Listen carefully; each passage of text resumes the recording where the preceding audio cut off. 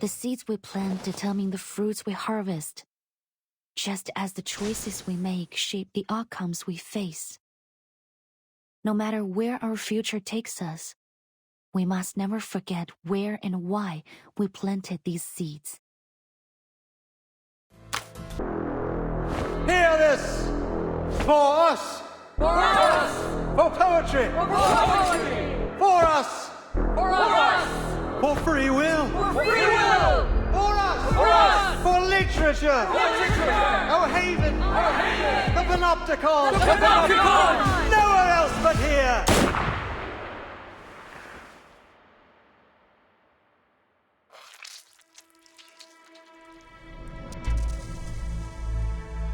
Doris, that blind writer? 3 days ago, she asked me for directions to Comala prison. Prison? This is an experimental facility. Soon you'll see just what that means. Jailer, who is the ruler of this prison? According to the agreement, the Idealist and I represent the two factions of La Sociedad. In light of his possible assassination, the Congress will now be chaired by me.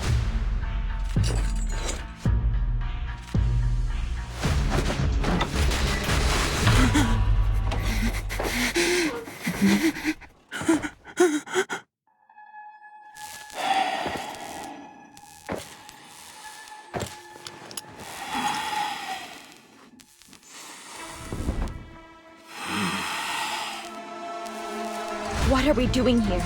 What even is this prison? You are a prisoner of Comala, and a guest of Manus Vindictae. Fiction and reality are two parts of a whole. We're trapped in a story with a predetermined ending.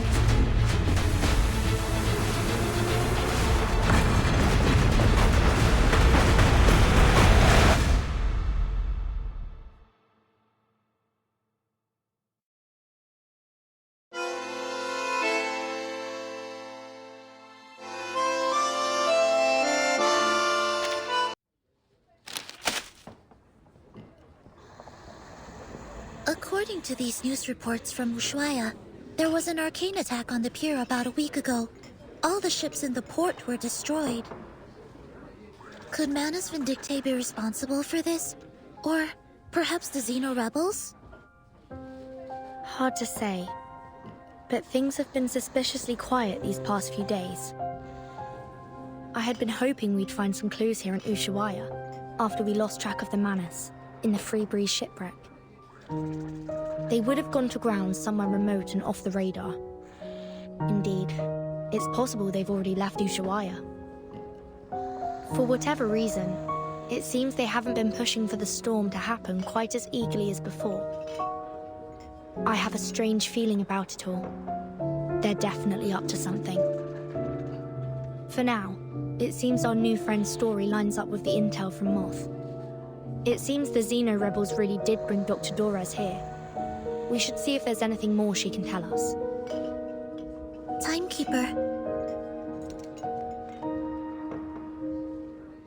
The Foundation doesn't have any intelligence on Tierra del Fuego. If the Manus really are here, then we'll be on our own. The closest Foundation branch is in Buenos Aires, 3,200 kilometers away.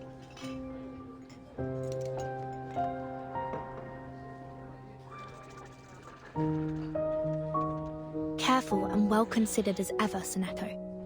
It's possible they've already infiltrated Ushuaia, just as they did in Chisos.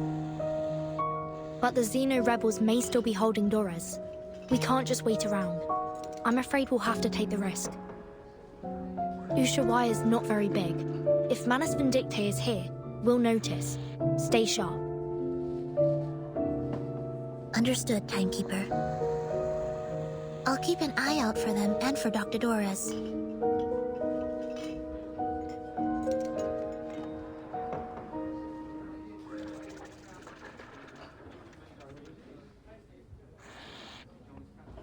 My friends.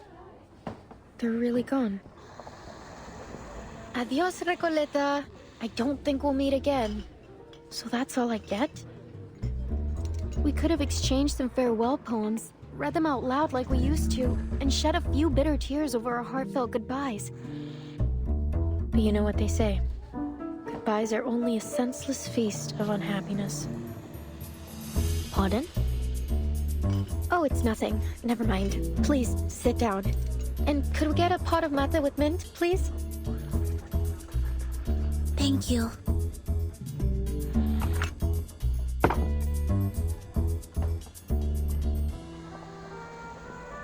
So you're looking for Doris? I can tell she's important to you from your look. Correct. Is there anything more you could tell us about the day you met her? Of course. It was one of those gray, overcast afternoons. I had just turned onto Calle Bolivar when I ran into this blind woman on my way to the post office. To be exact, I didn't run into her. She called to me. It felt like a sacred moment in time, like something unworldly. I just stood there, frozen, as she walked up and fixed a loose thread on my sweater. I stared at her until my fingers went numb, and the letter almost slipped out of my hand. Miss, could you tell me what's in that direction? I followed her hand as she pointed forward. Strangely, even though I could see she was blind, I had a feeling that she knew exactly where she was pointing and where she intended to go. That's the way to Comala prison, Señora. Is that where you're headed? I could walk you there if you'd like. Thank you, miss. But I think I found my way. She held a typewriter. How ironic that God would give her, at once, both books and night. I am Recoleta. What may I call you, miss?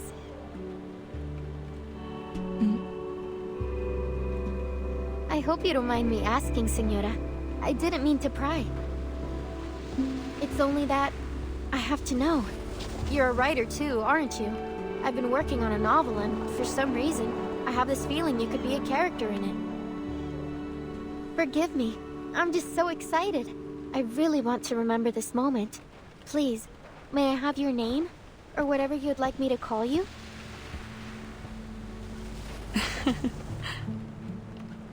I don't think I'll ever forget her smile. It was soft, kind, almost merciful. And oddly, it felt so ancient. No offense taken, Miss Recoleta. But first, I have a question for you. What does literature mean to you? Sorry? What a question it was. I wasn't expecting anything like it. You're a writer, are you not? And one I sense with purpose. Tell me, where does such powerful motivation come from? Actually, well, I'm not sure, Señora. I have my pursuits and questions, but literature is neither the goal nor the answer to them. Literature is, well, it's just literature. I suppose if I had to define it, I'd say it's a tool. A kindling for fire, or a lens to see through. A means to explore and raise questions from different angles and express our perspectives. And what an interesting perspective you've expressed. I see. But how does literature make you feel? As though I'm a kid looking through a kaleidoscope for the first time. Well, maybe that's not the best way to put it. Perhaps something a little more subtle. Just when I was looking for the right word, she turned away with a little wave, heading toward the prison, her feet crunching over the fine snow. So she must have gone to the prison. When did all of this happen? About 3 days ago. I remember the sun came out for a while that day. and the streets were glistening with melting snow. You've heard of Comala Prison, haven't you?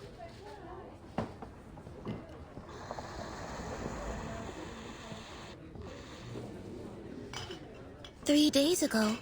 Then we may be able to catch up with her there, Timekeeper." You're right. We need to get there as soon as we can. Whoa, amazing. So decisive, assertive. A true show of character.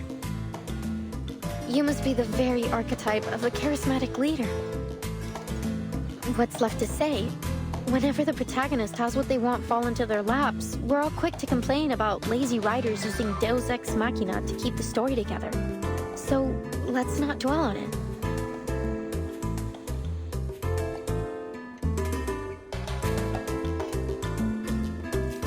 But anything can happen in a place like Ushuaia. It's a city where the day may only last 4 hours, and the streets are full of exiled arcanists.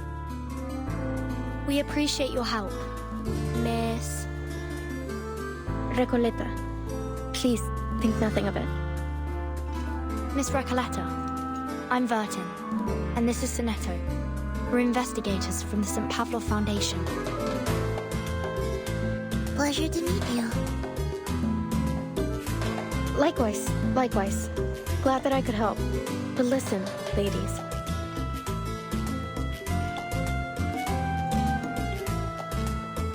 Everything happens for a reason, and now it's becoming clear. You're going to Comala Prison, and so am I. Maybe it's fate that brought us together. What's your business there? If you don't mind our asking.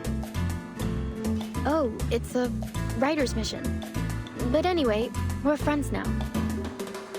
If you're going to Comala, you'll need someone who knows the way.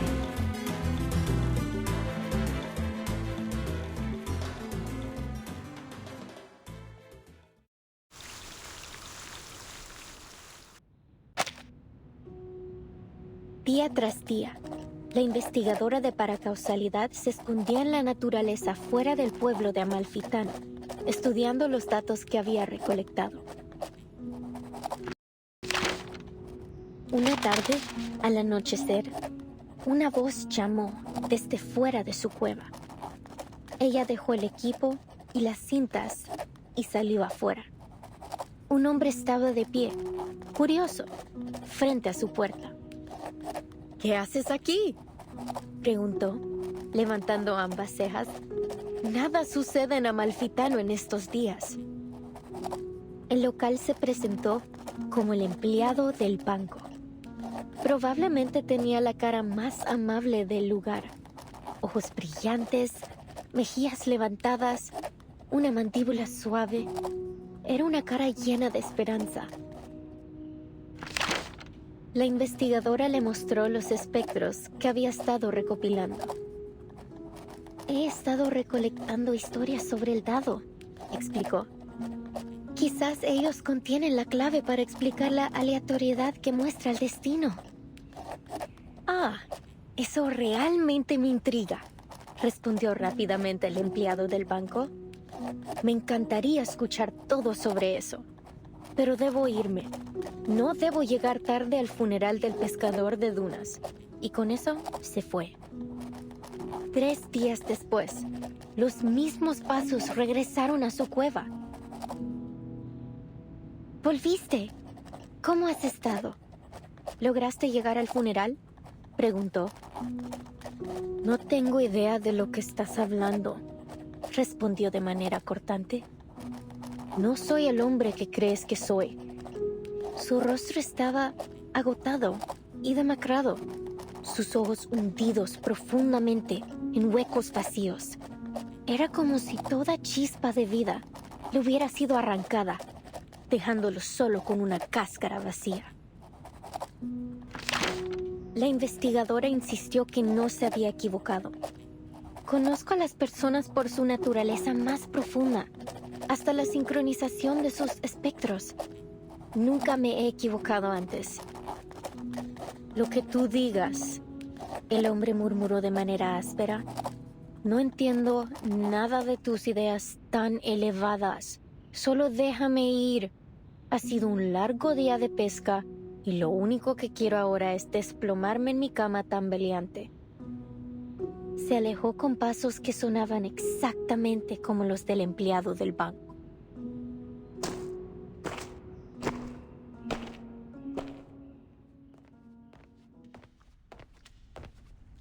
As you might have noticed, Miss Burton, this facility isn't just a prison. It's also a research center. Its full name is the Panopticon of Comala. It was established by the Foucault Association in 1975. We've hosted workshops, academic sessions, and even lectures about the Panopticon. You may even have seen some reports about it. Experts of psychoanalysis and scholars from various fields have come here to exchange ideas and seek collaboration in their studies. In many ways, the Panopticon is unlike any other prison you've seen before. I see. No wonder Miss Recoleta has gone to such lengths to become a part of it. Actually, my assistant and I are here to inquire about a prisoner named Doris. Does that name sound familiar?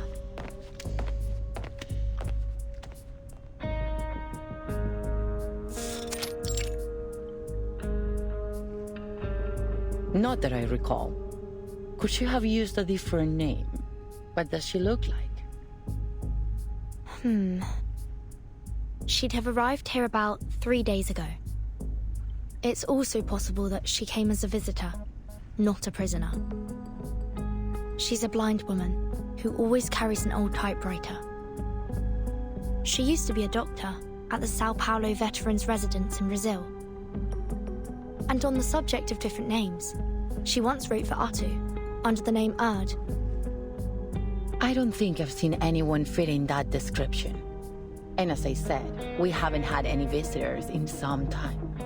Certainly not in the last 3 days. But I did see her. I saw her walking towards Comala prison. Someone must have mixed up their memories. Simply put, I don't recall seeing anyone by that name or with that description here. I see. Thank you, miss. Perhaps we made a mistake.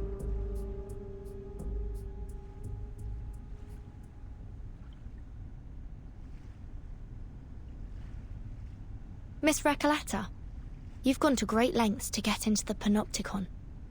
Would you mind telling us why? Finally! I've been waiting for you to ask. I'm here to find my pen pal in Comala. You have a pen pal? In here? Yes.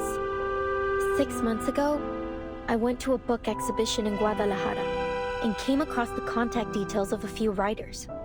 I sent them my novel and asked for feedback. Looking back, it was a bit forward, but nothing unheard of between writers. A lot of friendships start through letters, you see. And Aleph wrote back.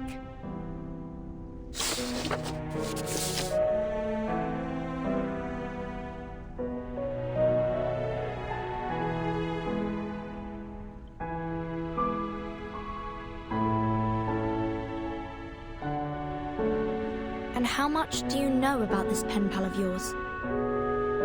Oh, well, he calls himself Aleph, which is a grammatically masculine word, so... So you assume Aleph is a man?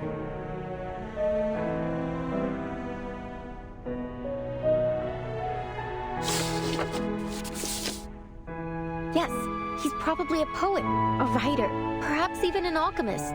He's one of the brightest people I know. There's never been a question that he couldn't answer. I've asked him about religion, politics, history, potions, even critters in length and breadth. Can you imagine someone who knows all those things and so extensively too? And he helped me with my novel. He always seems to know the best ways to bring my characters to life. Honestly, he's so insightful. I've begun wondering if he's omniscient. With his help, my story grew richer and fuller, like a well-tended plant. Strangely, can't seem to take it any further now. It's as if the roots have been sapped of their strength. I couldn't understand why. So, I resolved that I would see him in person to find out. Again with this story about your uncanny pen pal? I've already told you 1,000 times.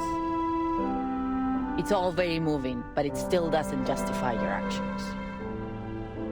Writers experience mental blocks all the time, yet you don't see them trying to break into a prison over it.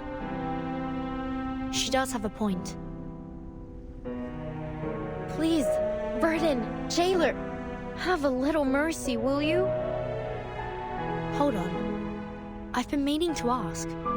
Why are you only calling her jailer? Don't you know her name? Or do you just prefer addressing people by their occupation? Oh, about that.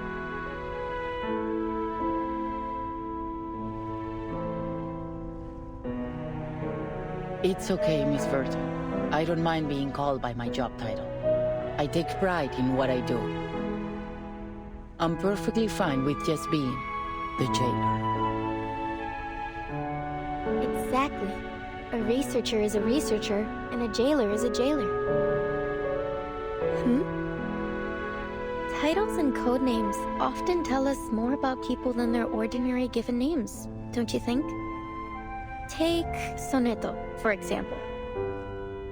Your name comes from sonnets, doesn't it? That great poetic form from Italy. Some people mistakenly think Shakespeare invented it. Some say it was Petrarca, though no one really knows when the first sonnet was written. Sorry, I'm straying from my point. You're Italian, aren't you, Sonetto? Is that your real name, or just a code name? Were your parents poets? As much as I'd like to be able to answer your question, I never knew my parents. My earliest memories were of the School of Primary Defense of Mankind. I've lived there since I was a small child. My apologies. That was thoughtless of me. It's fine. You meant no ill intent, I'm sure. Timekeeper, if Miss Recoleta was right about Dr. Doris's whereabouts, perhaps the jailer is keeping things from us. Or perhaps Dr. Doris visited the Panopticon without her knowledge. Either way, we need to do some digging here.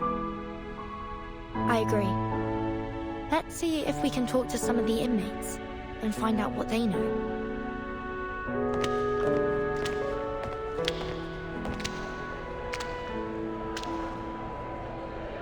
Ladies, we're about to enter the main hall of the Panopticon.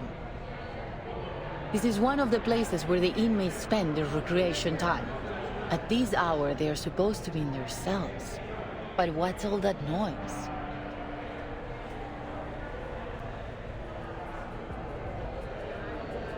Miss Verton, could you keep an eye on Recoleta if anything happens?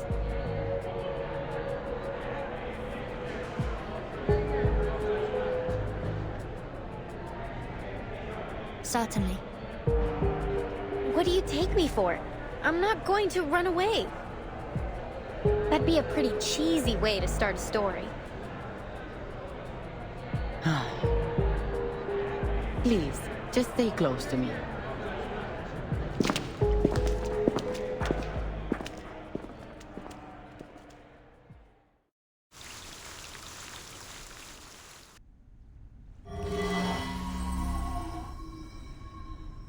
Easy, easy.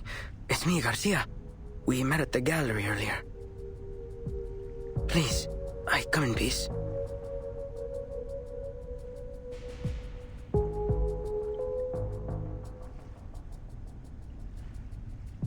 It's you, Octavia! The murderer herself! Please, calm yourself, Miss Recoleta. The jailer has already confirmed that she wasn't the one to fire at the idealist. The shot came from somewhere else in the room.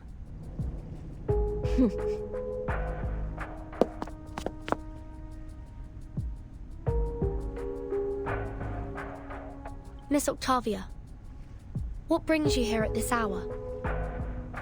I come here out of goodwill. Believe me, I didn't want any bloodshed either. I understand you just arrived today. There's something you need to know about the inmates here.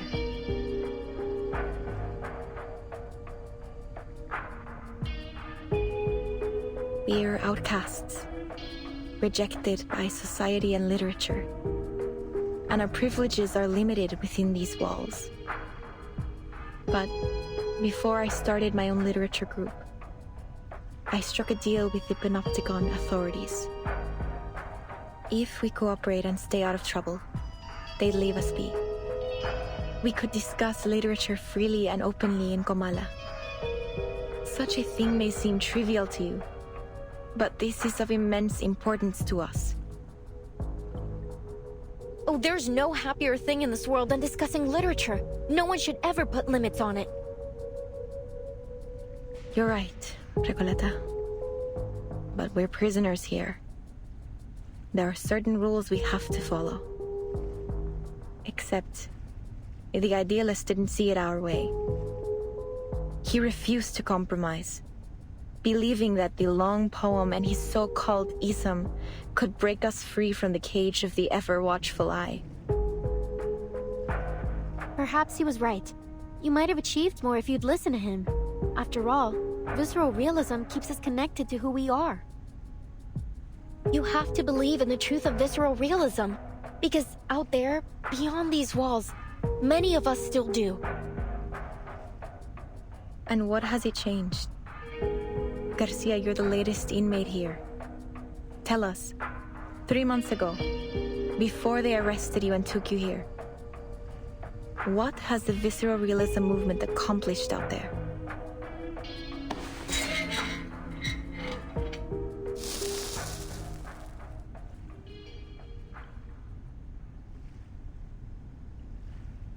At first, it was revolutionary. Young poets joined in droves. We held gatherings. And the literary world seemed alive again. I was just a kid when the leading poets left the city. Everyone thought it was only temporary. But they didn't come back. And nothing has happened since. No one says it. But we all know. Visceral realism died in 1977. No, not for me. It's not dead as long as people still believe in it. I believe in it.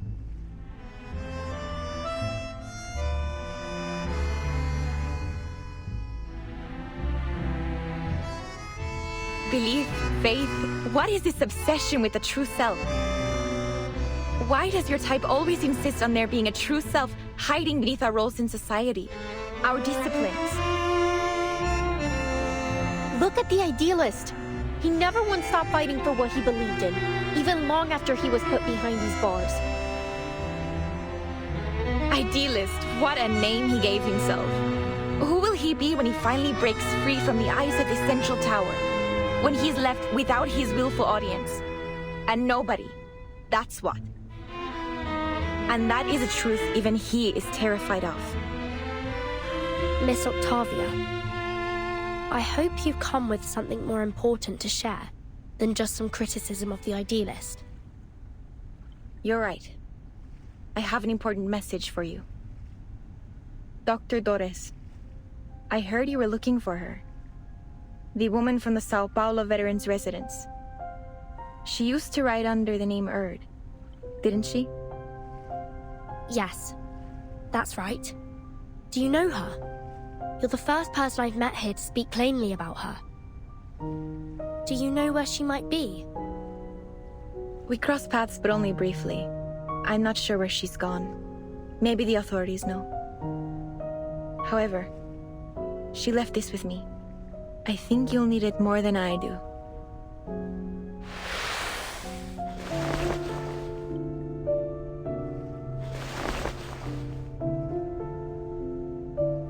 We have other matters to attend to.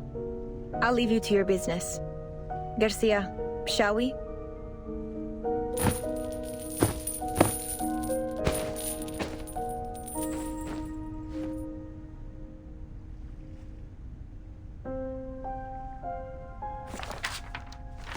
The physician told me the horrifying truth about the Panopticon of Kamala. and the power behind it. Manus Vindictae. By becoming the Panopticon's sole patron, they seized control of the resources and the allocation system, turning this place into a living hell. I suspect that the physician, the current highest authority here, is responsible for this situation. I discovered that the inmates were put through brutal training, even when they were too sick to carry out their tasks. They also forced pure-blood Arcanist inmates to wear their masks, effectively turning them into murmuring puppets. Just as we suspected, Manus Vindictae is orchestrating everything. No wonder we didn't find them in the city. They've been hiding here all along. No one would have thought to come looking for them here.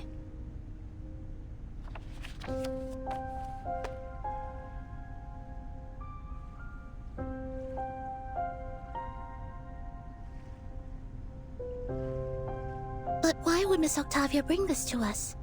What's in it for her? Do you think she's trying to mislead us, Timekeeper? Maybe. But the handwriting in that notebook is most certainly Erd's. If she's leading us astray on purpose, why? Miss Recoleta, what do you think? Could she be Aleph? Not a chance. Haven't you seen how she denies everything beautiful in the world? Aleph would never be so biased. No. Aleph is like a mirror. He reflects both light and shadow. But, Octavia, maybe she hasn't looked at the shadow within for a long time. I know that look on her face. It's the look of a writer. I've seen so many like her during my trip. The faces of a lost, struggling generation.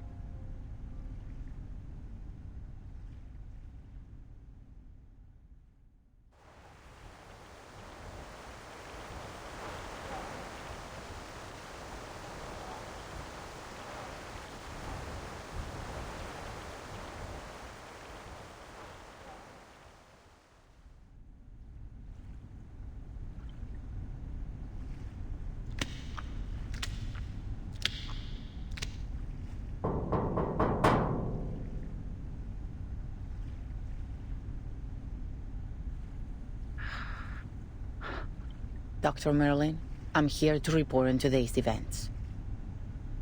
Come in.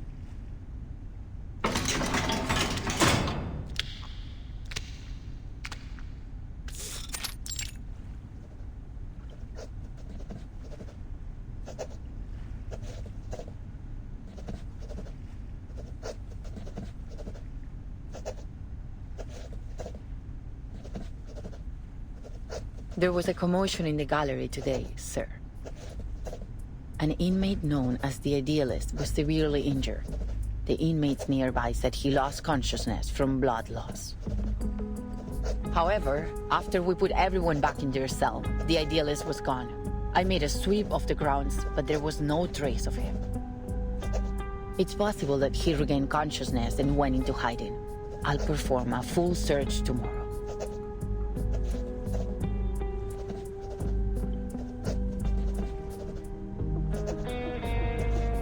No need. Sir? He knew the consequences of breaking the rules, did he not? Sir, with all due respect, I think today's incident proved just how dangerous it is to let the inmates keep their weapons. We never should have let them walk around with deadly weapons. Even if we had to, we should have doubled the guards. We can't expect them to follow their own rules simply out of fear of the central tower.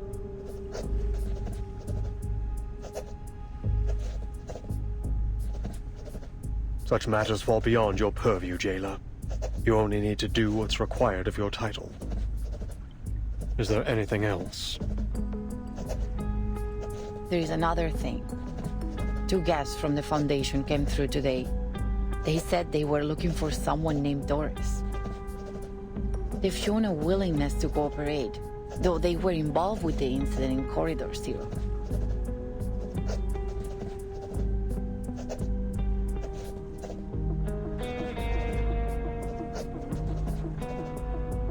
Sir, There is one more thing.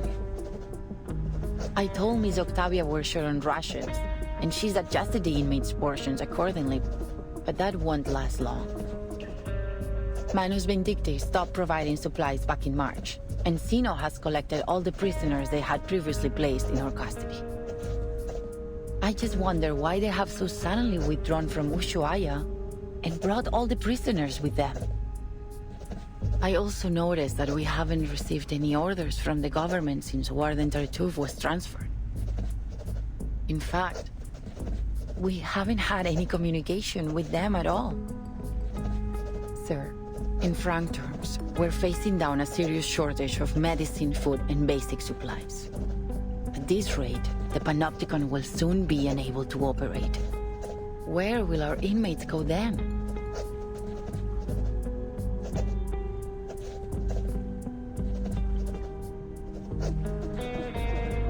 Can we ask the Foundation for help? They've sent their people here. Maybe they're interested in the Panopticon? I could arrange a meeting if you like. You're unusually talkative today.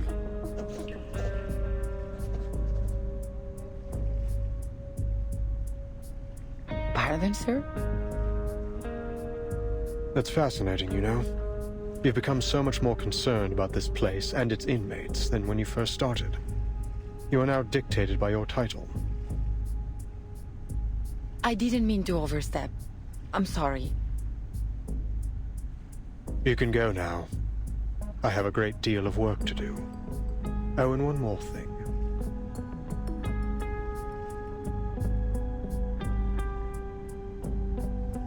Make sure this month's Kamala Congress is held according to schedule. Yes, sir.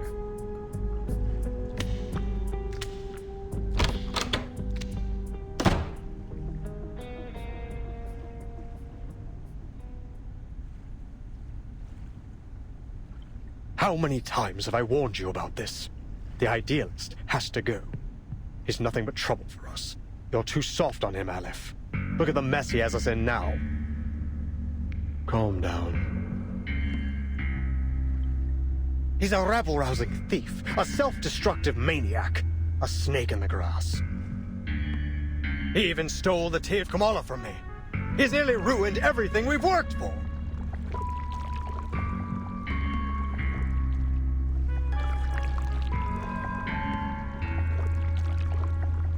It's only a die, Merlin. It does nothing more than a die can do. You were there today. You saw what he did. He managed to change the Panopticon with this die, even if only for a second. He'll ruin my work, Aleph. He's a slave to his passion. His head is filled with impulsive thoughts. I don't trust him. We can't trust him. I've done everything you've asked.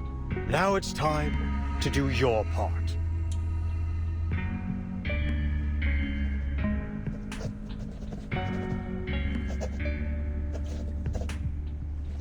Time's ticking down. I can't afford any further mistakes. No one can be permitted to stop my experiment in the Panopticon. I'll prove it to them that we have found the path to the ultimate answer.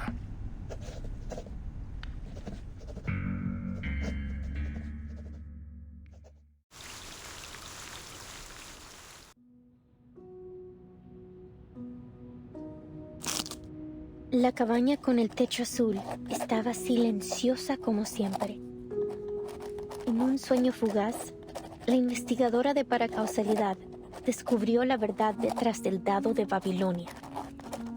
Examinó cuidadosamente los patrones ocultos, como un astuto astrólogo rastrea los movimientos de las estrellas. Lo que pueda parecer errores o accidentes no niega las verdades del destino.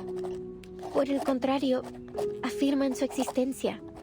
Solo pregúntale al gran Heráclito. En un universo no observado, el dado de Babilonia gira perpetuamente, dictando el destino de todos en un tiempo que es tanto infinitamente largo como infinitamente corto. Mira, cerró los ojos. Respetaba la aleatoriedad de los números y el destino. Respetaba el juicio del dado. De lo contrario, se habría perdido sumisamente en los huecos del tiempo y bajaría para siempre como un fantasma en el olvido.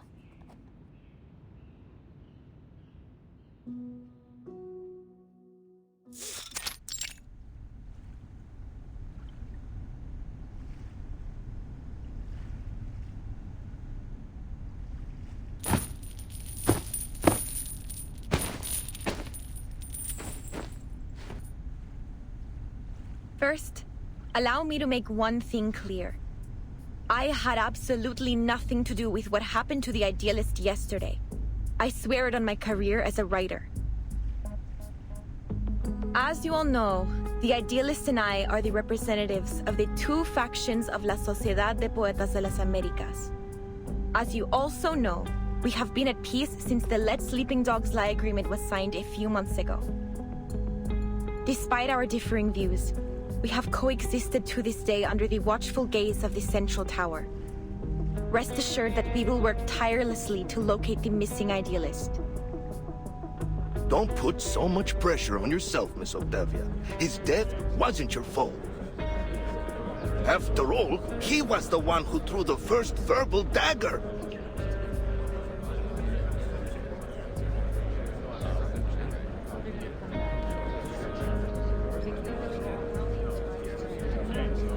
Show some respect, you morons. The Idealist is missing, not dead. I'm sure he'll show up in one piece before we know it. Better face the hard truth now, Roberta. Though, I have to say, it won't be easy for you to find a no leader as mad as him.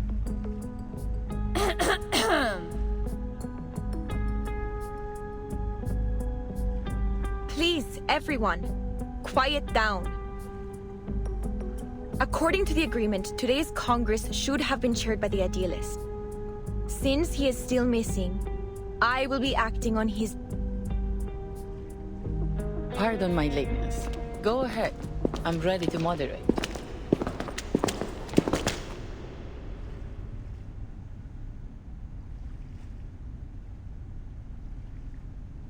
Miss Vert, I looked over the incarceration and visitor records from the past 6 months. There was no mention of anyone named Doris. Then it seems only the physician knows the whereabouts of Dr. Dorez. Miss Jailer, we need to meet with the physician. It's important. Listen, you really shouldn't take the inmates' ramblings too seriously.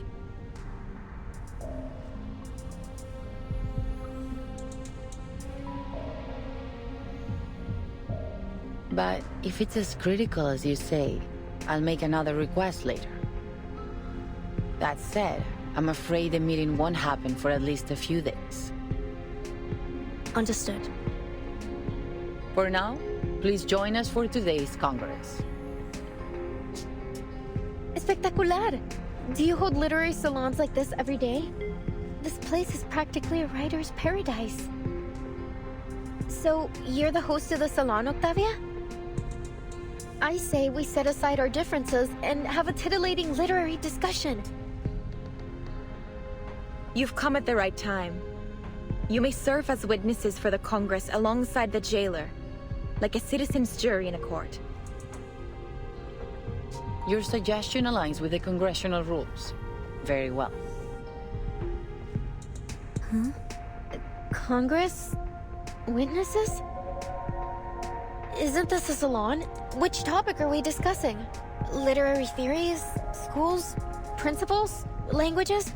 Oh, narrative perspectives? None of those.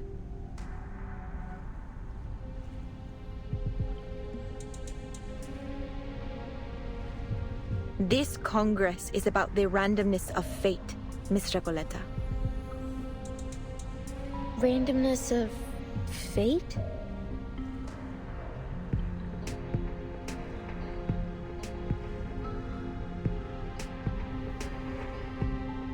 Dear visitors from the Foundation, allow me to introduce the Kamala Congress. What happened yesterday was merely a brief anomaly. In the Panopticon, Spontaneous order among the inmates is the norm, and the Comala Congress serves as its truest reflection. Spontaneous order?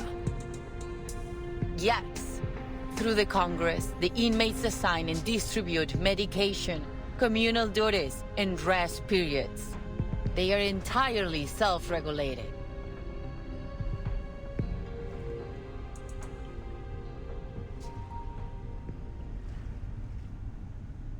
I hereby announce the commencement of the 7th Comala Congress.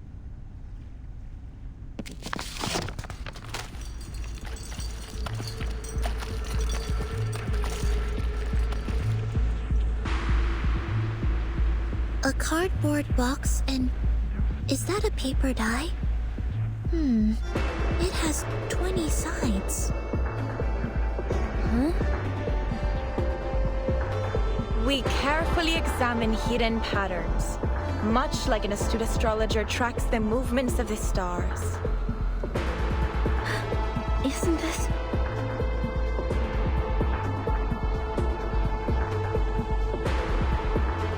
Isn't this just like the Die of Babylon?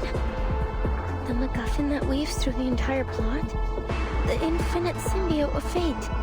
And the symbol that compresses time into a shriveled circle? What may seem like errors or accidents doesn't negate the verities of destiny. On the contrary, they affirm its very existence. Just ask the great Heraclito. In an unobserved universe, the die spins in perpetuity. Dictating the fate of all in time that is both infinitely long and infinitely short? Look, I've closed my eyes. I respect the randomness of the numbers and destiny. I respect the die's judgment.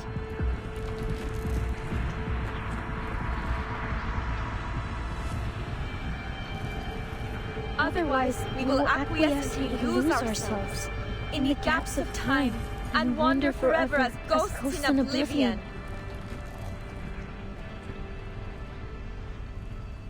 I don't understand what's going on. Oh, but the irony that I probably have more idea what's going on than anyone here. Miss Recoleta, this is all in your novel, isn't it? I'm afraid so.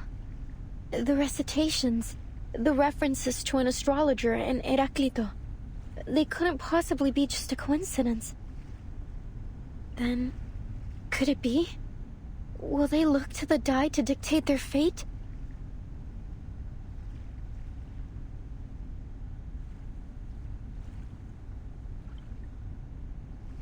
I shall perform the first roll. Its result will determine the subsequent roll order for this Congress.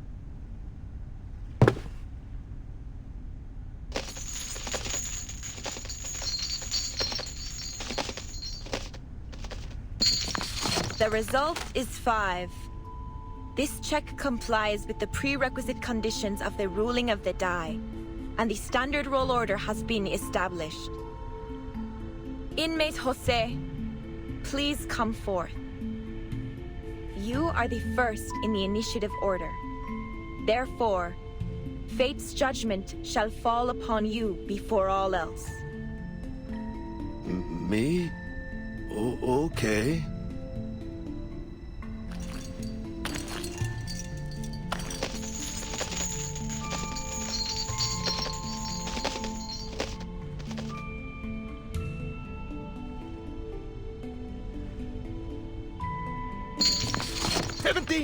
It's 17! Ah, what a wonderful number! 17! Like an oasis in an endless desert. The result is 17, and the score combination 6 plus 4 plus 4 plus 3. According to the ruling of the die, he shall receive 60 risperidone tablets, 40 clozapine tablets, and 40 diazepam tablets. Additionally, he will assume the role of cultural manager of the Comala Congress. Before he takes office, inmate Jose must clean the first restroom for the next 7 days. Wonderful! I'll gladly clean the toilet. I've got the brooms here, the toilet detergent, oh, and the toilet brush too. I have been waiting for this opportunity. As cultural manager, I will speak with every inmate and complete the Comala memoir, finally capturing the moments when literary sparks ignite and explode. Next is inmate Eduardo. Please come forth.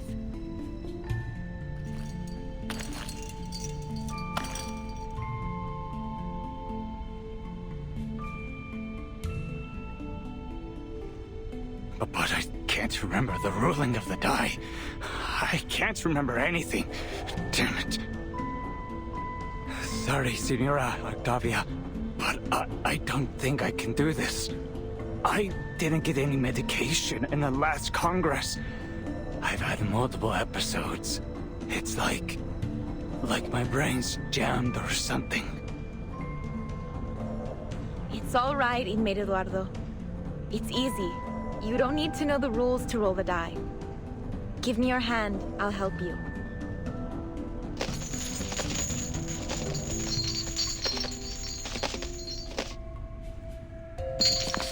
My sincerest apologies, inmate Eduardo. The die dictates that you must voluntarily descend into the sewers and write the thematic keyword that currently causes you the most anxiety on the walls. Thank you very much, Miss Octavia. I think my head's about to split in half. I need a moment to rest before I head down there and fulfill my destiny.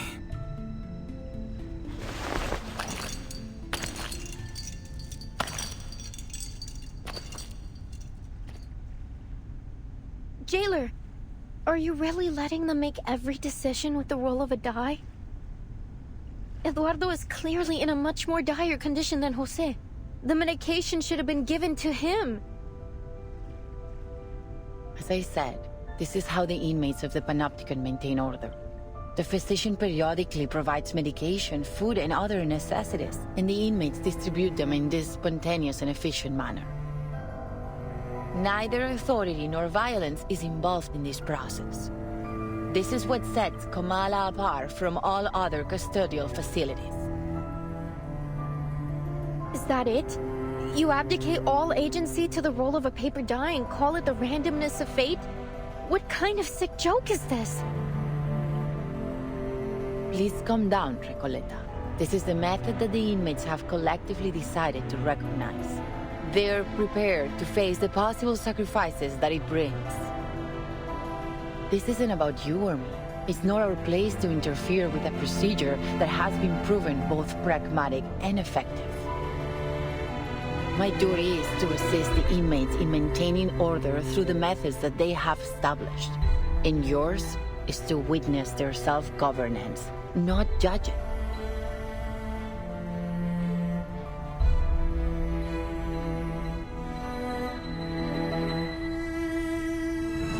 Everything somehow unfolds as it does in my novel, then every role was already predetermined. Vertin, do you remember the story I told you last night? The odds of both success and failure were consecutively multiplied.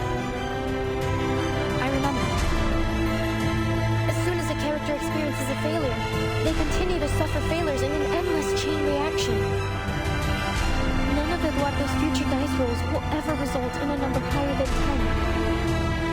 At this rate, this system, this sociedad, ruled by the dice of Babylon, is bound to collapse.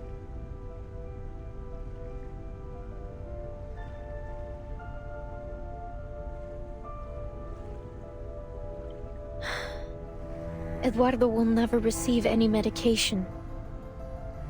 The moment he writes the keyword on the wall could very well be the moment he spells out his own death. No, I can't let this happen. I have to do something.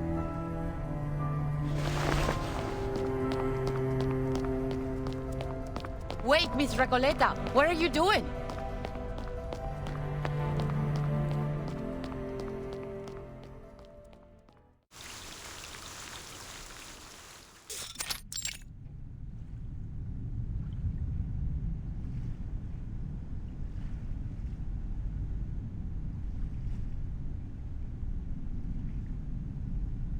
Wait here a moment.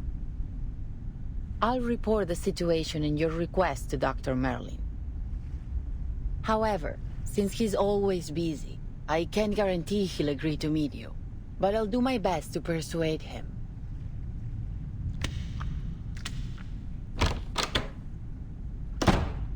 Now's our chance, Sinetto. Our chance? What do you mean, Timekeeper? It's unlikely that the jailer will let us search the central tower, even in this situation. We should take the initiative and look for clues while she's away. I see, Timekeeper. I will do my best.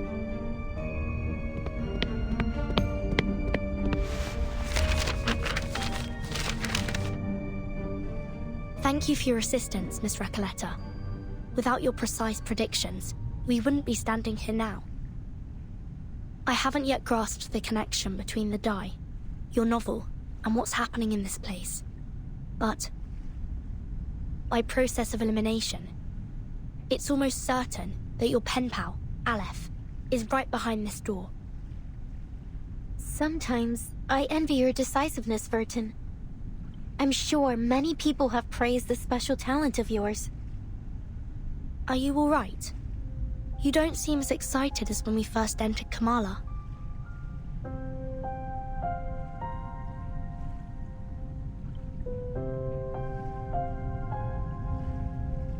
The all-seeing sentinel of the Panopticon, veiled within the central tower.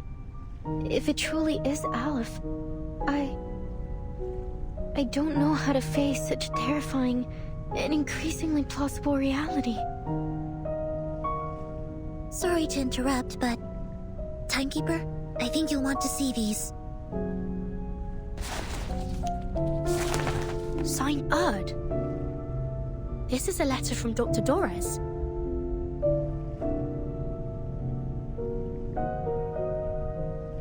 Her handwriting, it's as beautiful as I'd imagined. Who is it addressed to? Dear Mr. Aleph. Aleph? Looks like Dorez and Aleph are acquaintances. Or at least, they've had some correspondence. Dear Mr. Aleph, my apologies if this reaches you at an inconvenient time. I am Dorez, pen name Erd, an ordinary inmate of the Panopticon of Kamala. I write seeking your guidance, if you wouldn't mind offering it to me. I heard from the physician, Dr. Merlin, that... You have the answer to every question. A statement which has been echoed by the Idealist and the other inmates. I have something I wish to ask you. What exactly is your role at the prison? Chief Warden? A secret backer? An observer who dominates the prison? Are you truly the supreme ruler of the Panopticon of Kamala?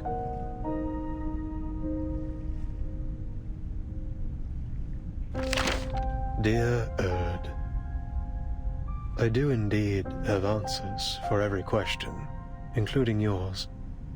I'm afraid every one of your speculations is off the mark. I am merely an inmate who chose to imprison himself here. And allow me to point out that your identity isn't as ordinary as you claim. Why is it that you, my fellow inmate and guest of Manus Vindictae, are so interested in Kamala? Dr. Dorez? A guest of Manus Vindictae?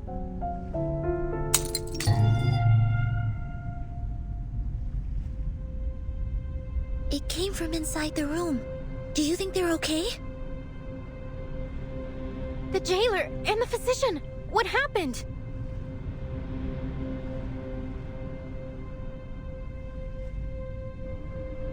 I'm not sure, but it could be bad.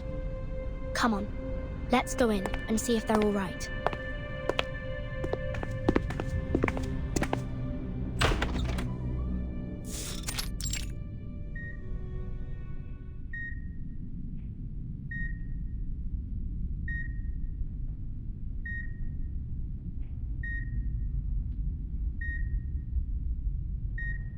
It seems we've stumbled upon the physician's physician's office. I should have known. But is this an operating room? As if this prison wasn't bizarre enough already.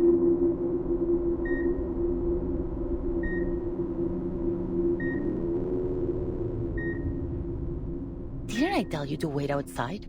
What do you think you're doing barging in like this? We were just worried about your safety, jailer. Enough. Get out of... Quiet.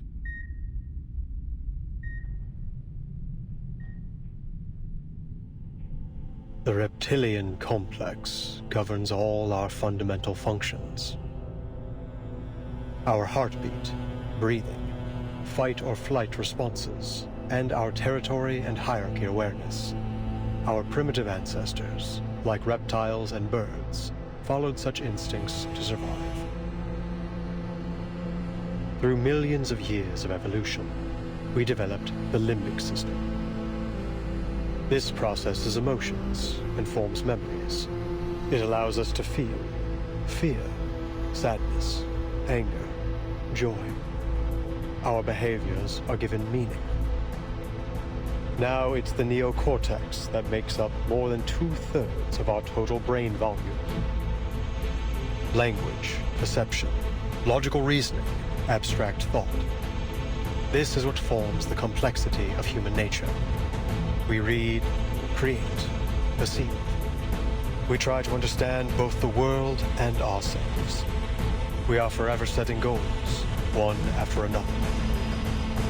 And all this, these multitudes, happens within the confines of the skull, in the tight folds of the crowded cerebral cortex. Is he performing surgery? Such a delicate and elaborate organ. Were it unable to forget, what would come of it? In this space, no larger than the palm of my hand, truly accommodate dozens of people at once.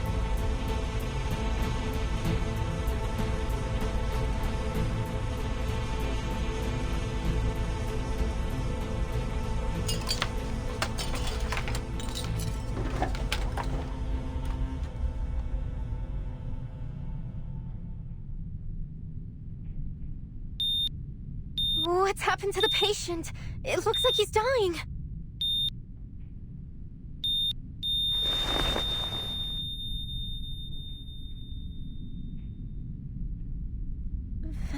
¿Fracasó la cirugía? Nonsense. The surgery was a tremendous success. I have erased his debilitating hysteria and restored order to the Panopticon. What are you trying to achieve by barging in here?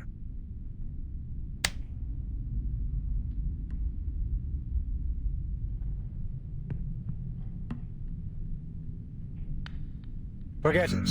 The next operation requires my attention. Jailer, show them out. Bring me the next patient in 15 minutes. I'm sorry, Miss Burton. I'm afraid you have to leave now.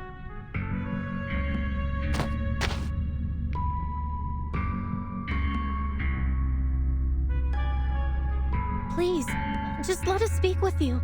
It'll only take a moment. I have something very important I need to ask.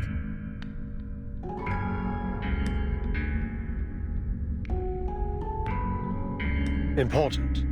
Nothing is of greater importance than my experiments in the Panopticon, outsiders. To ensure they continue, the stability of time and schedule is absolutely paramount. Experiments in the Panopticon? So you really are the controller of the prison, then? Controller? What an outdated notion. Superficial, really. The Panopticon has no need for such power, regardless of who occupies the central tower, or even if no one's there at all. Every inmate is both the observer and the observed, both wielders and subjects of power. Achieving such a state requires no physical or violent measures. The structure of the Panopticon itself is the mechanism which sustains it. Kamala is simply a manifestation of this model. Once I confirm its feasibility and adaptability, this model can be applied to any functional setting with only minor modifications. So far, it has proven to be far superior to any current system of governance in our world. Transcendental, even. Curse it. Why am I wasting time explaining this to you? Time is running out.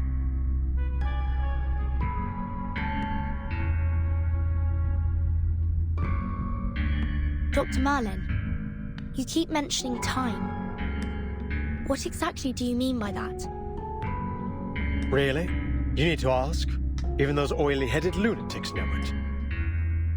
The end of this era is imminent, is it not?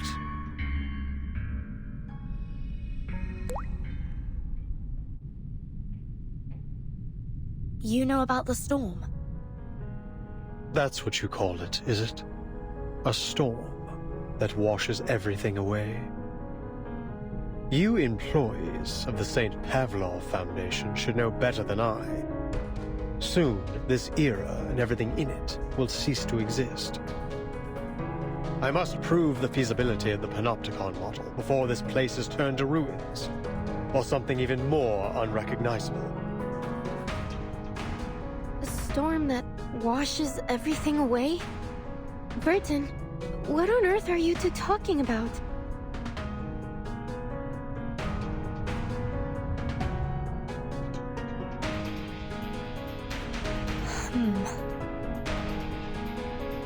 No one can predict the era to which we will be reversed.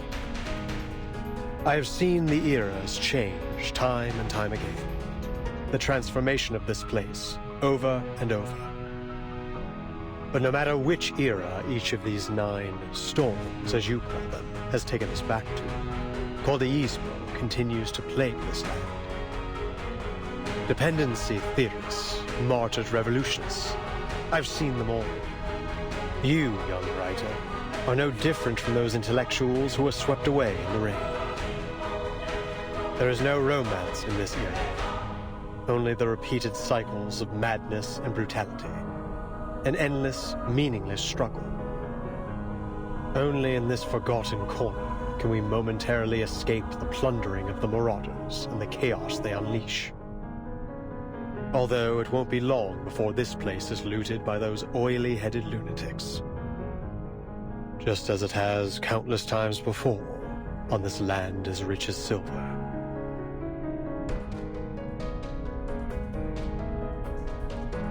But there is still hope. Even in a wasteland, we may still be saved. As long as I uncover the path to transcendentality, I will find the ultimate answer. Ugh, I've already wasted far too much time on you. Leave, now.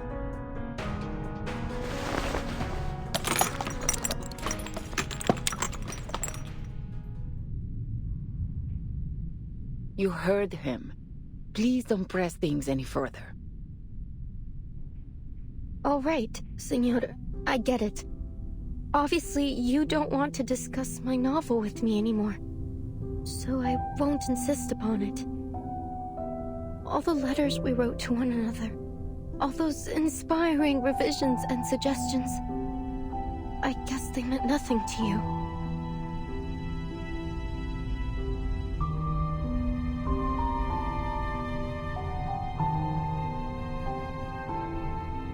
But there's still something I must tell you. Jailer, could you please allow us a private conversation with the No. With Aleph.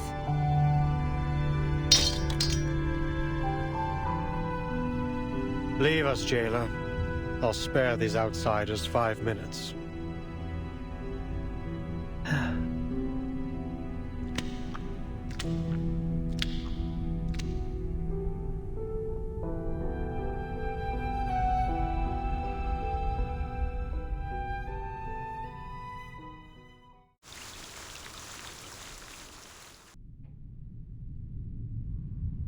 Where did the physician go?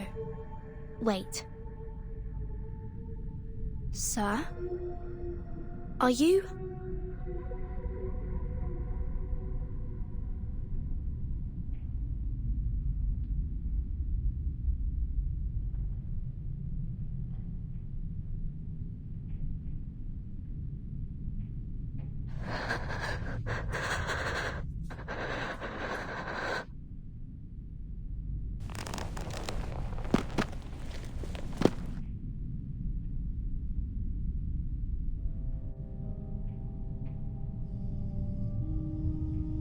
Aleph.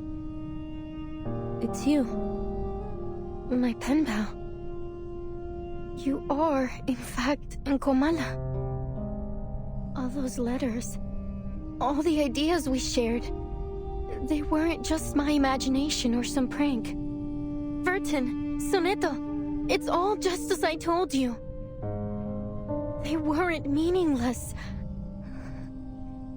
They're all real.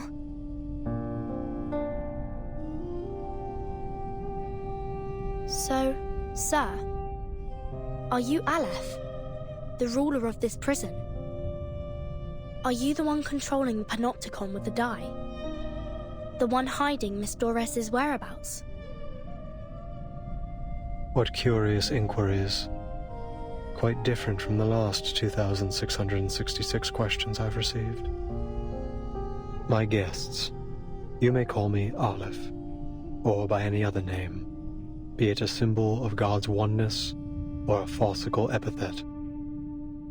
I am merely one of the many prisoners who voluntarily reside here, a single letter in the alphabet of the Panopticon. A letter? The way you speak is quite different from Dr. Merlin. Still, I wonder what your relationship is with him.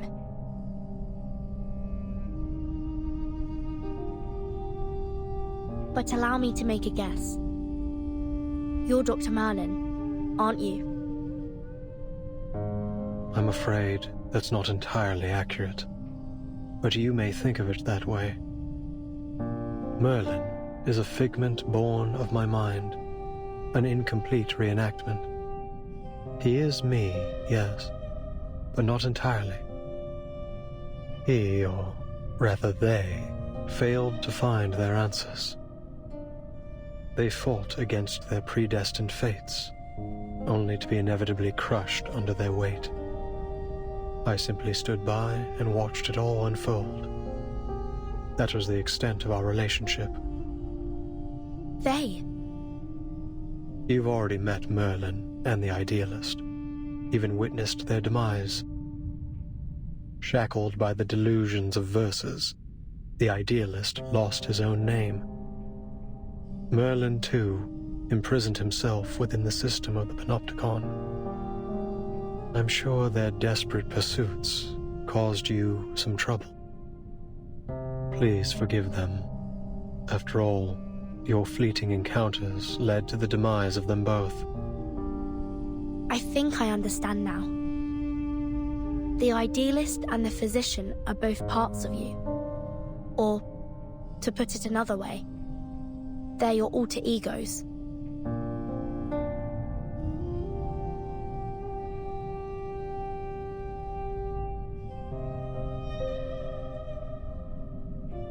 The Physician mentioned Manus Vindictae.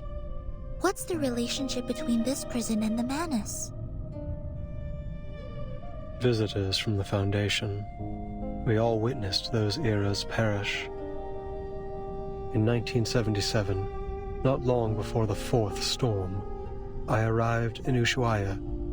Shortly after, some members of the National Foucault Studies Association reached out to me. But it wasn't just them. An arcanist organization called Manus Vindictae also approached me. Each of them wanted answers. They named me their advisor. You acted as an advisor to the Manus? The two parties presented me with a concept and a parable, respectively. A concept and a parable? The Foucault Association sought to explore the feasibility of the Panopticon concept here, while Manus Vindictae showed me a parable of the past and future. Day and night, I wandered through endless texts, endless realities, as I searched for answers. And thus, Merlin was born. He was both an experiment and a price I paid. A new concept, a new direction. Pursuing such things always leaves me confined by the limitations of human knowledge. Merlin spent his entire life exploring Foucault's theories in pursuit of that singular yet infinite answer. What about the Manus, Mr. Aleph? You didn't explain why you helped them. Explain why? Because they asked me to, just as you have. I simply worked to answer their questions. So you're saying that, to you, we are no different from Manus Vindictae? And if we ask, you'll answer us, without holding anything back? Is that not precisely what is happening this very moment?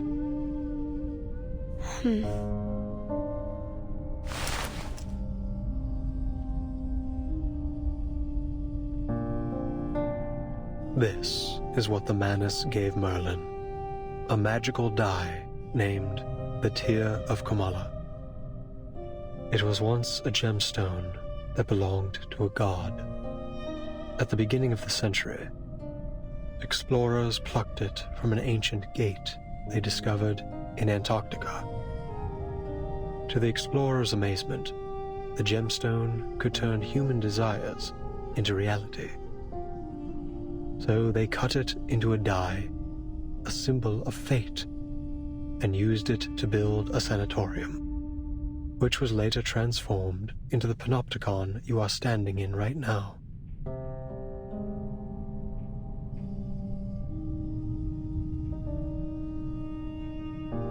Then, Aleph, you really are the mastermind behind the panopticon?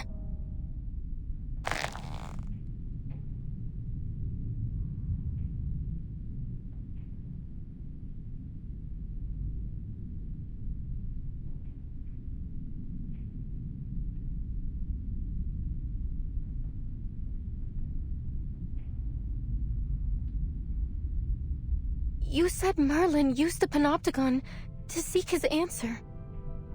What does that have to do with my novel? I don't get it, Aleph. Why would you use my novel to manipulate this place? Roberta, Garcia, Octavia, Pablo, the jailer, everyone. Not one of them deserved to be trapped in a deadly loop in which everyone's fate is already predestined. They're just like the ghosts in Amalfitano, inescapably trapped within the ruins. Tell me, what is it you really want?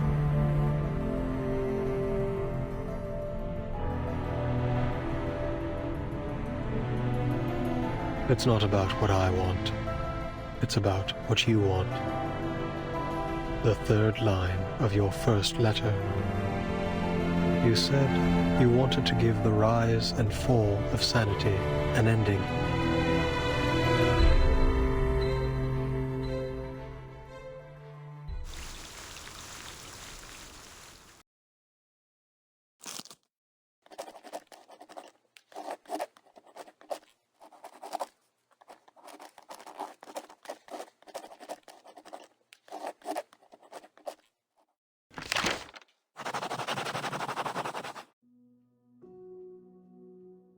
Qué sueño más extraño. El sabor de la realidad, tan amargo y triste. Pero lleno de pensamiento dialéctico. Tal vez la gente del panóptico reflejaba mis pensamientos internos.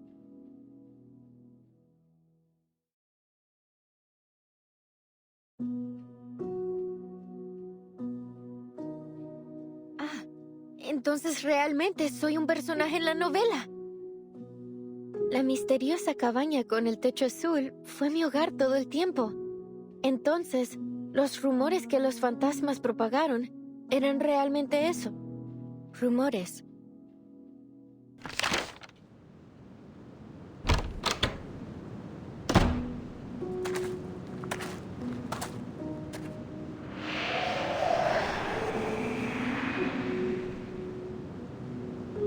Bienvenida de nuevo a Amalfitano, querida escritora. Gracias, querido ícono del capitalismo. Pero, ¿no descarré esta novela en pedazos?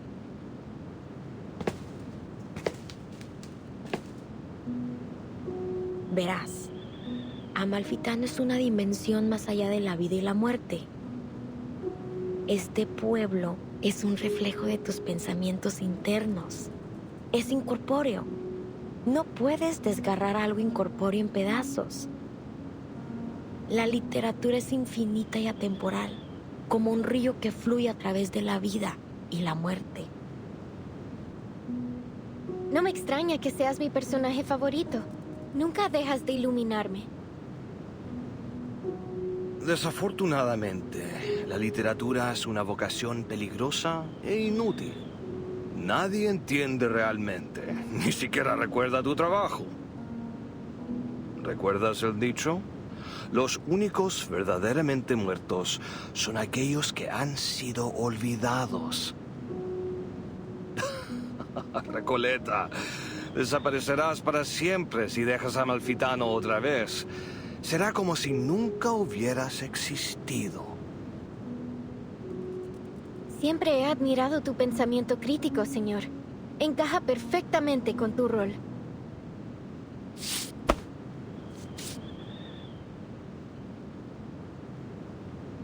Todo estará bien, Recoleta. Lo que sea que haya pasado, ahora has regresado. Eso es lo que importa. El dado de Babilonia rodará de nuevo, y cada uno de nosotros obtendrá nuestros finales. Así es. Resuelve el asesinato en el bar y pon mi alma en paz. Libera al pueblo de la locura infligida por el antiguo espíritu. Arregla la aleatoriedad del dado de Babilonia y aplana la frecuencia catastrófica.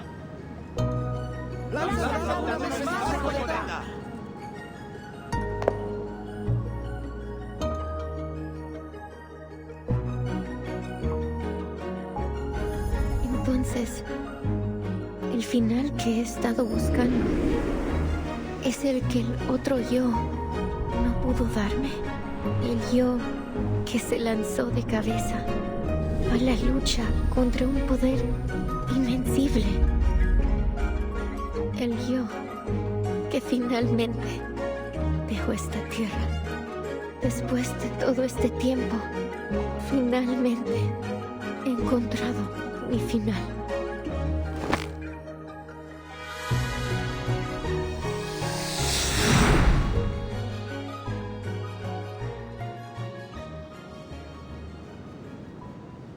Solo un lanzamiento más y todo habrá terminado. Mi historia, mi pueblo, todo finalmente llegará a su fin. Pero el sueño sobre el panóptico también terminará, ¿verdad?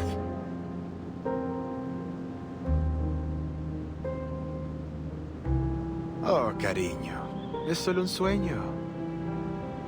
Ah, no me digas que estás abandonando tu búsqueda de toda la vida por un miserable sueño. Este sueño es cruel. Nadie entiende esta gran novela ahí ni este pueblo asombroso. Pero aquí, eres una verdadera escritora. Este es tu hogar, Recoleta. Pero ya extraño a mis amigos en ese sueño. Existe, así como este lugar existe. Pero nosotros también somos tus amigos, Recoleta. Podrías desaparecer si dejas a Amalfitano. ¿Estás segura de que quieres irte?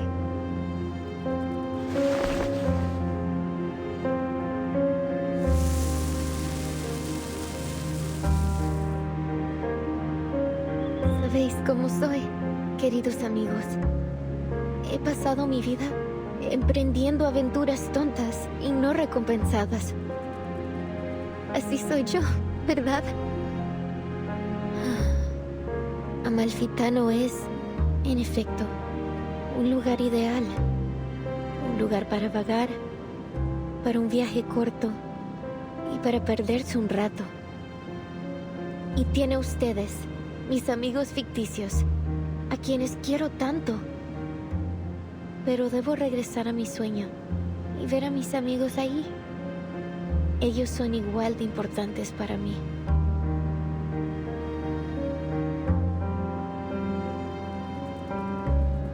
Sí, tienes razón, Recoleta. No se puede negar que eres un alma noble y apasionada. Cada uno de nosotros lo sabe. También eres nuestra querida amiga. ¿Por qué te detendremos de hacer lo que realmente deseas?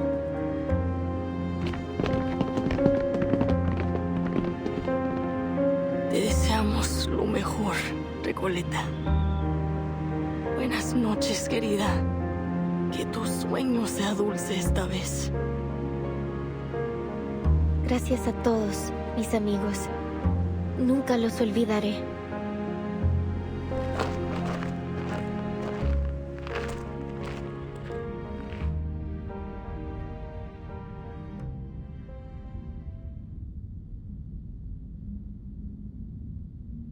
I've read your work, Señorita Recoleta. To be frank, it lacks both depth and breadth.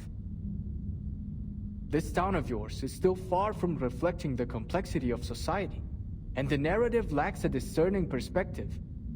It still needs some work if you want it to truly resonate with our audience. Just go for it, Señorita. You're at a perfect age to explore, experience, and learn.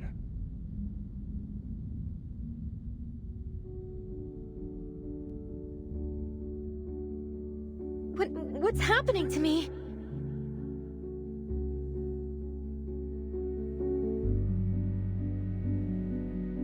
Ah, of course. The rise and fall of sanity is my story. So, even though the novel's been destroyed, the story, and myself along with it, lives on in the minds of those who read it. Thank you for your feedback, editor. Even here in this great expanse of darkness, I can still hear your words. You have my gratitude. Thank you for reading my novel, even if you didn't understand it, and likely never will.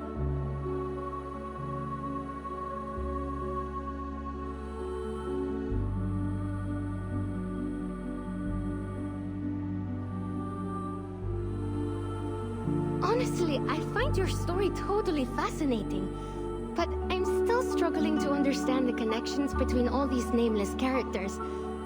Couldn't you make it clearer? Like a movie? Typical. Trust a writer to try to be all obscure and mysterious. Maria, Pancho, you guys are the best traveling pals I've ever had. Our paths may diverge in the future, but the joyful memories of our journey across grasslands, snowfields, and deserts together will remain forever. It's been great coming along with you. You're totally one of a kind. We'll be waiting for you at my aunt's vineyard. A little sun after a hard day's work will do you good.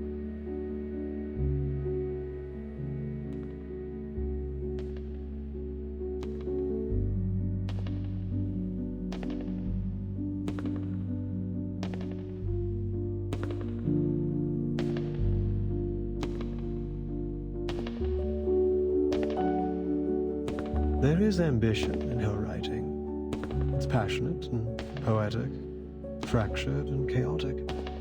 But when viewed as a whole, her work feels like little more than a superficial illusion. It lacks the depth to truly touch the soul. I will refrain from offering further comments until she stops romanticizing her childish adventures. To put it bluntly, her phraseology feels overly deliberate to the point of distortion. Her verbiage is like a collection of vague sentiment bubbles.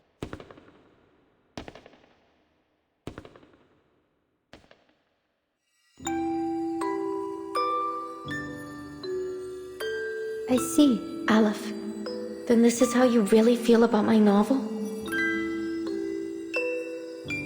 1,000 readers will interpret a story 1,000 different ways. Some believe the text itself is dead, and it is the reader who gives it life.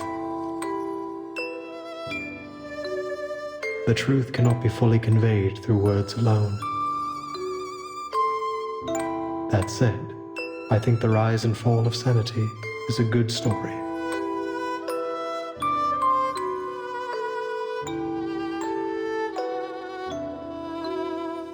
Oh, so the Eternal Paradise is a library of sorts, just like I always imagined.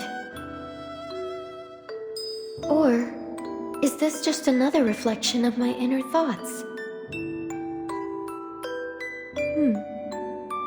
I like it here. It's nice being surrounded by literature. But it's time to go back to reality.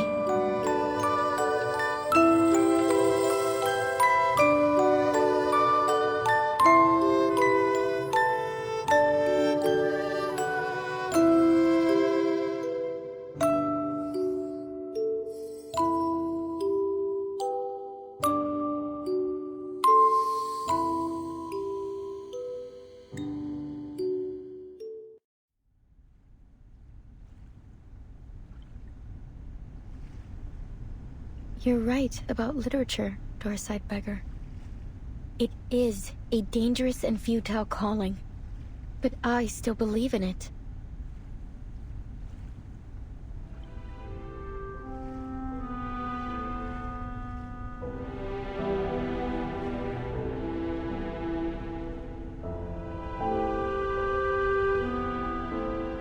Recoleta, you're back!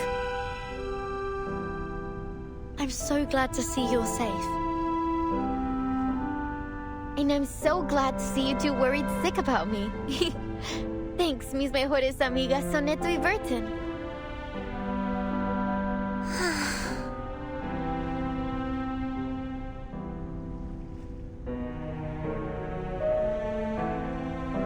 See, Aleph?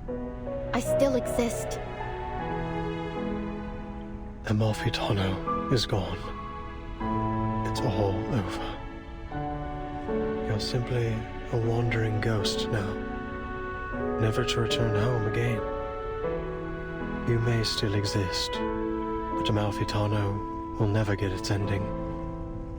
You've nullified its existence, rendering all of this meaningless. I'm sorry I couldn't answer your question.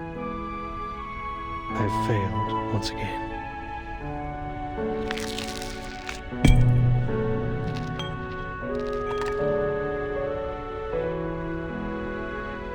Amalfitano and the Panopticon were two parts of a whole.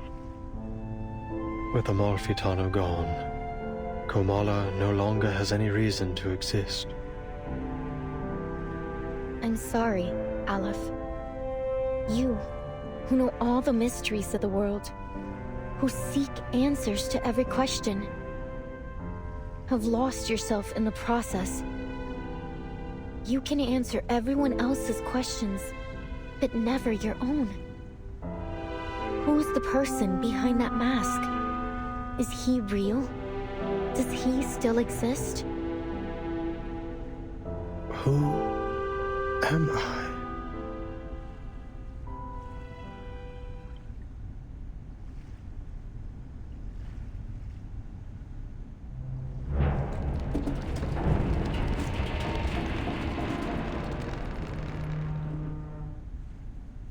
Stay vigilant, everyone. This is just like when the Idealist and the Physician had their meltdown. Only this time, it seems even worse. I think Aleph is trying to tear down the Panopticon.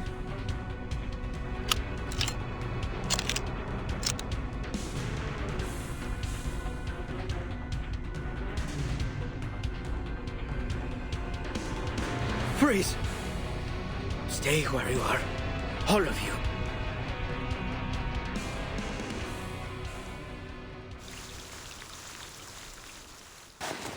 Dear Earth, why are you so interested in the Panopticon of Kamala? Dear Mr. Aleph, whether as a doctor or a writer, I simply cannot turn a blind eye to the friction around me. especially the discord and injustice I have witnessed here in Kamala.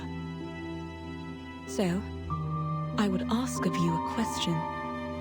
Is there any way to resolve the endless conflicts in this place?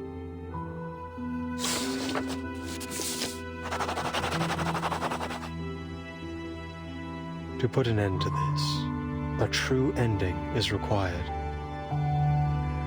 Your arrival has made it possible for this simulation to have an ending, or rather, a victory. What do you mean by victory? I'd appreciate it if you could clarify in simple terms.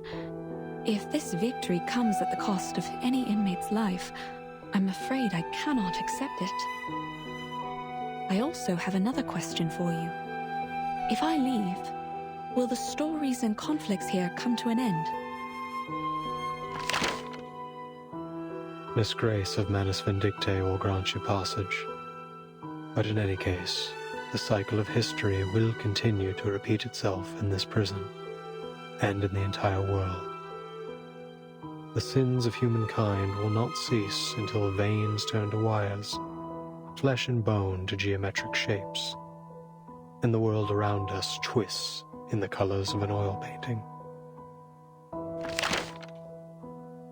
I must say, your words have left me rather baffled.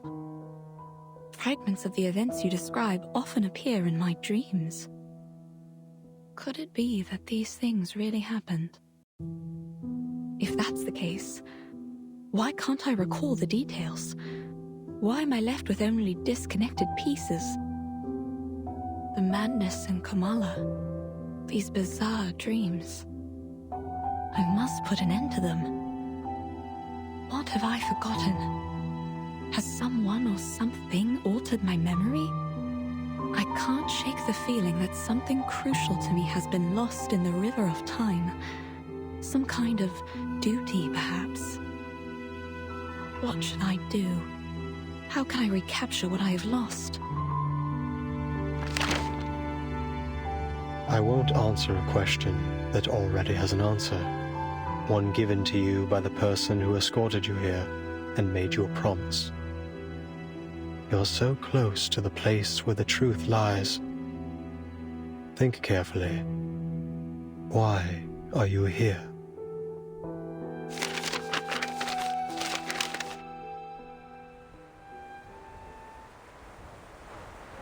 These letters we found have answered a great deal. But there's still something that isn't clear. Mr. Aleph, what exactly did the Manus promise Dr. Dorez? An era. A chance for her to remember her duty. An era? You helped her leave the Panopticon in the end. Where did she go?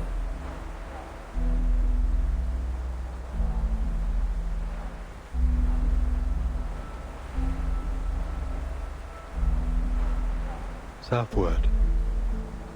There, on the No Man's continent, Manus Vindicte is preparing to recreate the parable of the past and future. A glorious past and a glimmering future belonging to Arcanus. Dr. Dorez is deeply connected to this particular parable. What exactly are the Manus planning to do in Antarctica? And why would Dr. Dorez go there voluntarily?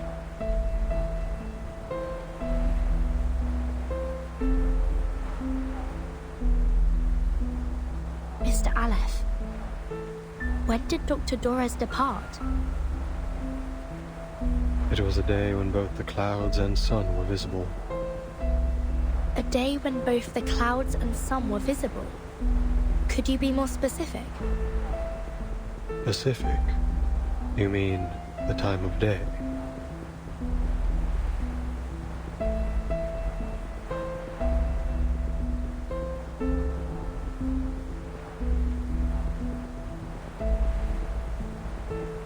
When both clouds and the sun were visible. Hey, Vertin, I think I know. It was 3 days ago. Then Dr. Doris wasn't going to Comala on the day I met her. She was leaving. She was headed to Antarctica. It was cloudy that afternoon, with a brief spell of sunshine, just like Aleph described. Then it hasn't been long since she left. Excellent news. 3 days. If we set off immediately, we might still catch up to her. But, based on the intel we gathered in Ushuaia, Manus Vindicte bombed the entire port 3 days ago. Clearly, they wanted to prevent any interference from the Foundation. It's unlikely we'll find any functioning ships there. I'll report the situation to the Buenos Aires branch. Timekeeper, I'm afraid we'll have to find another way to get there. I have a boat.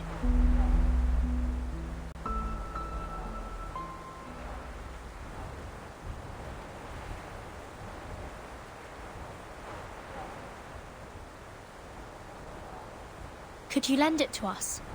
The situation's urgent, Mr. Aleph.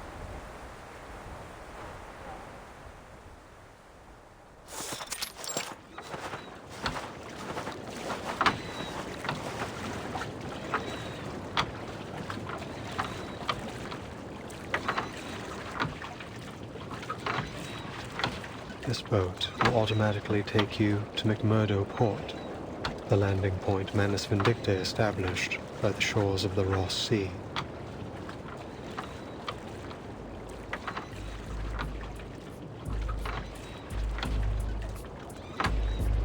This looks like Manus technology. Its arcane energy source is highly unstable. Timekeeper, I suggest we wait for support in Ushuaia. I don't usually agree with Soneto, but I have to admit, I don't have much confidence that a boat this small can actually make it to Antarctica.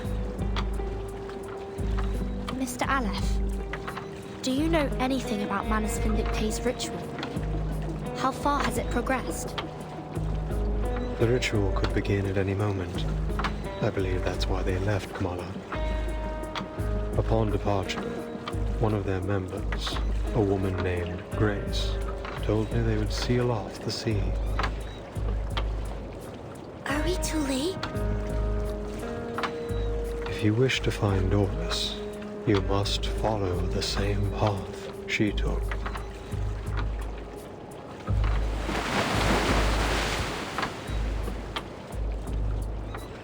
I see. Mr. Aleph, members of the Foundation branch will arrive soon to evaluate your condition. I hope you'll answer their questions with the same patience you showed us. Thank you. Soneto, let's go. Yes, Timekeeper.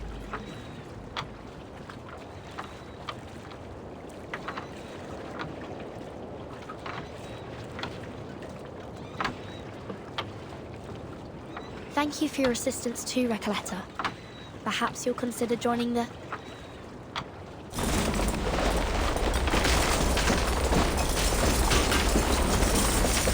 What was that? It came from the Panopticon.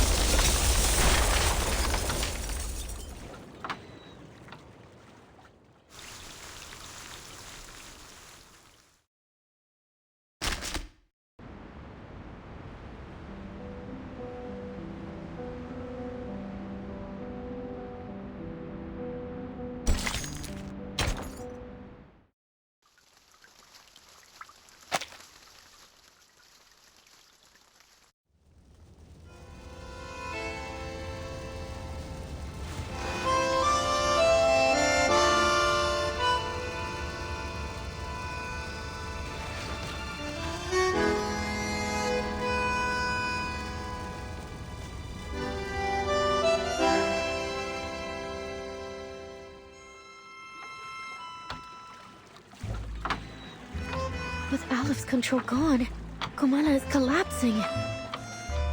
The inmates aren't even real criminals, are they? And they're still in there with no clue that they're no longer being watched from the central tower. We have to go tell them. We have to get them to safety. Yes, We should help them get out, at least until support arrives. But the Manus ritual...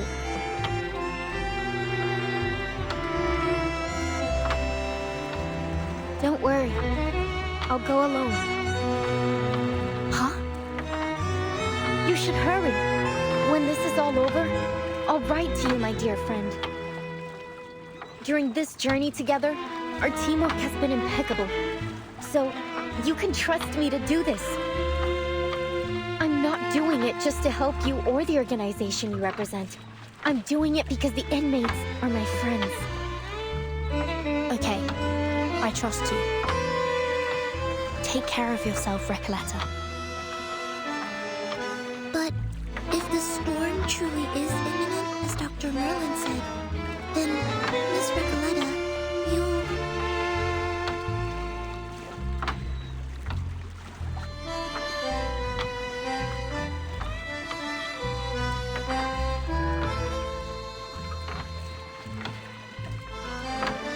I don't quite understand what this storm is all about.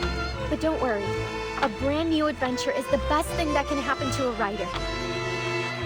And I doubt it'll surpass the epic adventures we've shared over the past couple of days. I'm going to write everything, including the two of you, into my new novel. Then I'd like to be the first to read this new novel, if that's all right. Of course. Listen, I believe literature is like an endless, timeless river. So we'll meet again someday, somewhere. Probably in someone else's story. Who knows?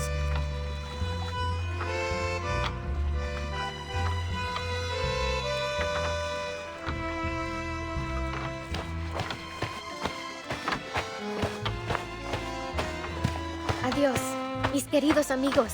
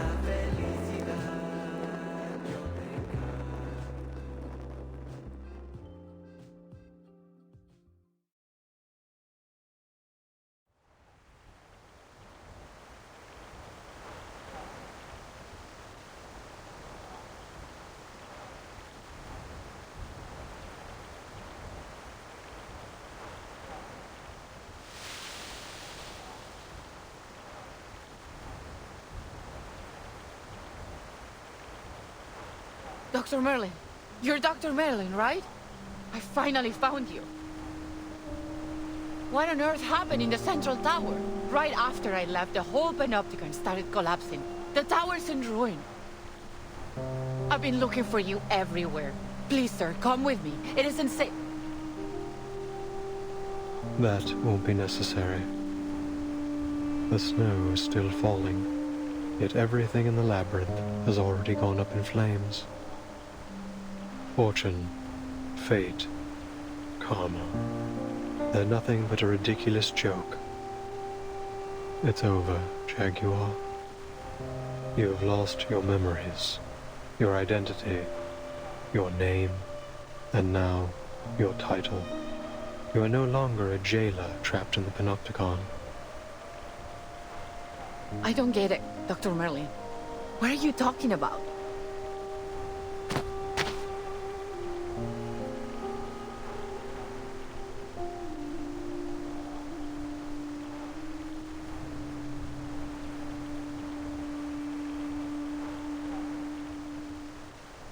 I'm going back to Kamala.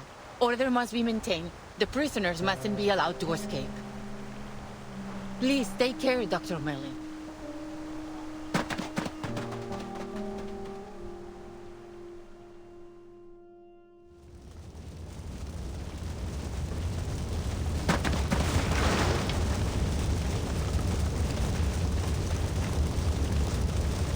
Hey, you! Don't run off like that. It's dangerous.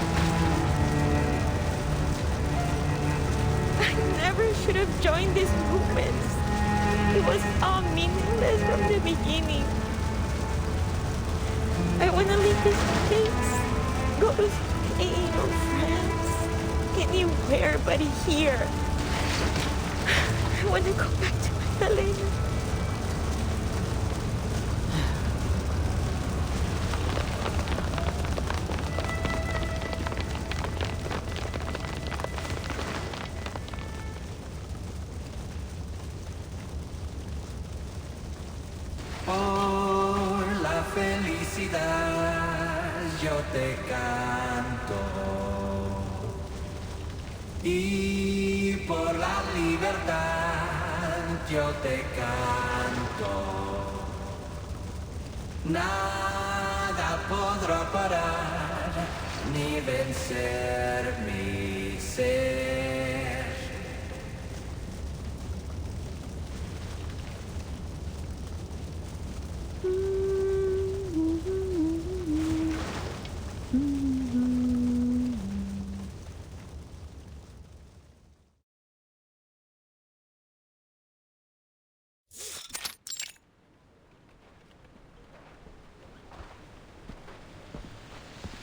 But how does literature make you feel?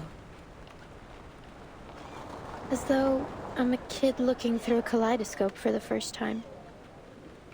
Well, maybe that's not the best way to put it. Perhaps something a little more subtle.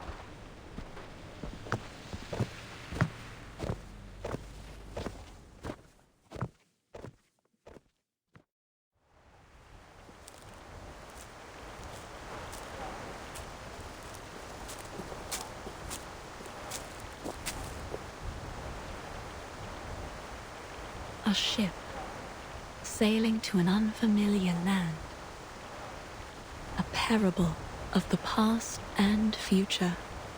An era that once existed and is yet to come. Is this the answer you've provided, Mr. Aleph? No, Erd.